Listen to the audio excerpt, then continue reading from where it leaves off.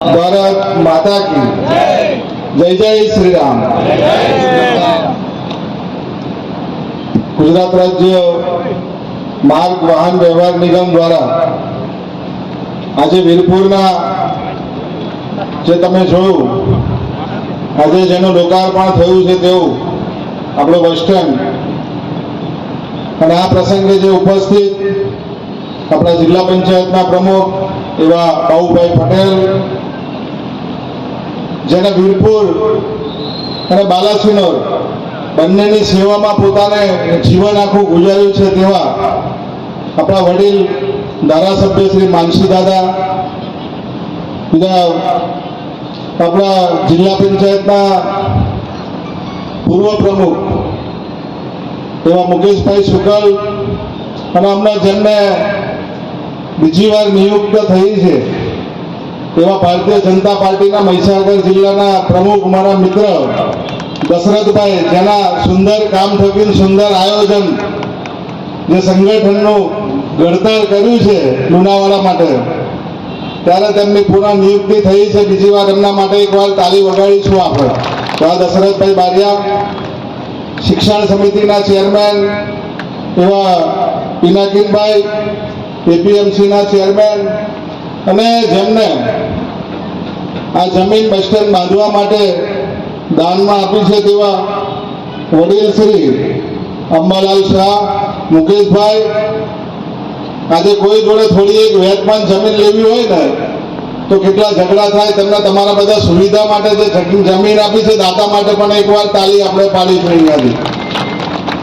હમણાં બસ માટે અને સુવિધાઓ માટે આપણે વાત કરી, જ્યારથી ડબલ એન્જિનની સરકાર નરેન્દ્રભાઈ મોદી સાહેબ ને આપણા ભૂપેન્દ્રભાઈ પટેલ સાહેબ જે 2,13,00,000 રૂપિયા જેવી માતબાર મોટી રકમ આપણી સુવિધાઓ માટે અહીંયા આપી છે, બાલાસિનોરના બસ સ્ટેન્ડ માટે આપી છે। જે પહેલાના બસ સ્ટેન્ડ જોયા હશે એમાં કોઈ સુવિધા હતી નહીં।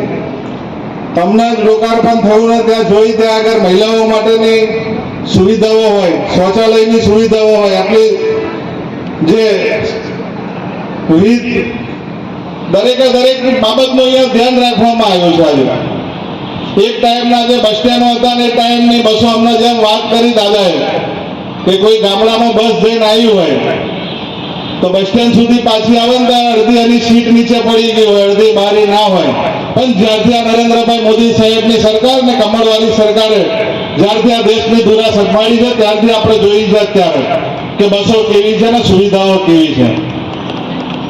અને બીજી ઘણી બધી વાતો અમને કીધી છે કે આપણી આ જાહેર મિલકત જે બસ સ્ટેન્ડ છે તેને સાચવવાની જવાબદારી પણ આપણી છે। અમને દશરથભાઈએ જે સુંદર વાત કરી છે, આજે જે બસ સ્ટેન્ડ એટલું સ્વચ્છ છે, 6-8 મહિના પછી આપણે આવીએ એટલે ચોફેરથી આજુબાજુમાં એટલી પિચકારી મારેલી હોય, અહીંયા બેઠેલા તમામનું આજે આ જવાબદારી સોંપીશ કે જ્યારે પણ કોઈને આપણે ગંદકી કરતા જોઈએ ને ત્યારે ત્યાં જ રોકવા પડશે। ત્યારે આપણે બધાની મિલકત છે અને એને સાચવવાની જવાબદારી પણ આપણા બધાની છે। બધાએ બસની બધાની તો વાત કરી, પેલા બસ સ્ટેન્ડો વડોદરા, રાજકોટ, અમદાવાદ જેવા શહેરોમાં જોતા હતા આપણે, એ બસ સ્ટેન્ડ આજે આપણા ગ્રામ્યમાં છે। આજે અમદાવાદનું જો બસ સ્ટેન્ડ જુઓ કે વડોદરાનું જુઓ તો એરપોર્ટથી પણ ઓછું નથી, ત્યાં જઈએ ત્યારે ખબર પડે કે એરપોર્ટ જેવા બસ સ્ટેન્ડો છે। અને આજે તમારે બધાએ જે મને આશીર્વાદ આપ્યા છે, ગઈકાલે ફોર્મ ભરવાનું 1 વર્ષ પૂર્ણ થયું છે અને તમારા બધાના આશીર્વાદથી જે દશરથભાઈએ કીધું તેમ ગુજરાત રાજ્યમાં આપણે 4થા નંબર ઉપર છે ને દેશમાં 10મા નંબરે તમારા બધાના આશીર્વાદથી જોવા ત્યારે તમારા બધાની સુવિધાઓ માટેની પણ જવાબદારી મારી આવે છે। હું તમારા બધાના જે મને પ્રેમ આપ્યો છે એ બધા માટેનો હંમેશા હું તમારા બધાનો ઋણી છું। આજે ત્યારે તમારા કોઈ પણ પ્રશ્ન હોય એને હર હંમેશ અમે બધા સાથે મળીને પૂર્ણ કરવાનો પ્રયત્ન કરીશું। આજે તમે સંસદમાં જોયું હશે કે અત્યાર સુધીમાં 18 કલાક લોકસભા ચાલી હોય એનો આજે રેકોર્ડ છે।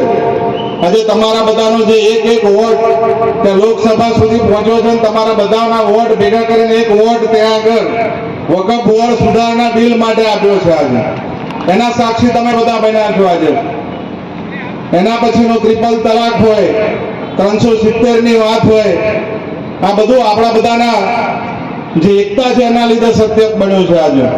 અને આના પછીનું આપણે વન નેશન વન ઇલેક્શન, જે વારંવાર તમારે બધાએ જે મતદાન કરવું પડે, વારંવાર જે સમય વગાડવો પડે છે, અને ખર્ચ આપણા બધાના જે ટેક્સના રૂપિયામાંથી જ થતો હોય છે, ત્યાં બધું એક જ ચૂંટણીમાં થાય, એના માટેના પણ આવતા દિવસોમાં પ્રયત્ન કરવાનો છે અને એના માટેના તમારા બધાના અભિપ્રાયો પણ મોકલવાના છે. ત્યારે અહીંયા ડીસી સાહેબ જ્યારે ઉપસ્થિત છે ત્યારે બધાની એક માગણી છે અહીંયાથી કે વીરપુરથી અંબાજીની બસ શરૂ થાય એ માટેની પણ આપણે ચિંતા કરવાની છે. જ્યાં મારી જરૂર પડે ત્યાં તમે કહેજો.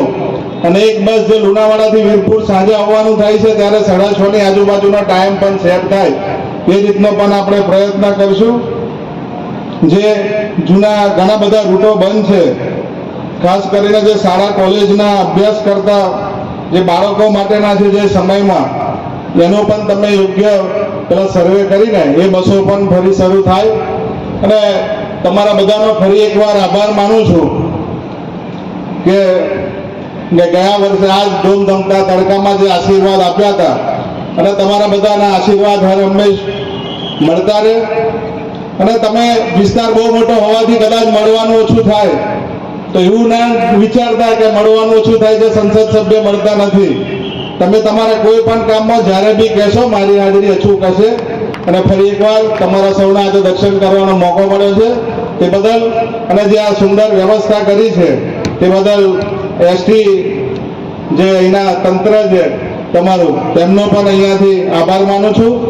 અને મીડિયાના તમામ મિત્રોનો પણ ખૂબ ખૂબ આભાર. ભારત માતા કી જય. વંદે માતરમ. આપનો ખૂબ ખૂબ આભાર સાહેબ.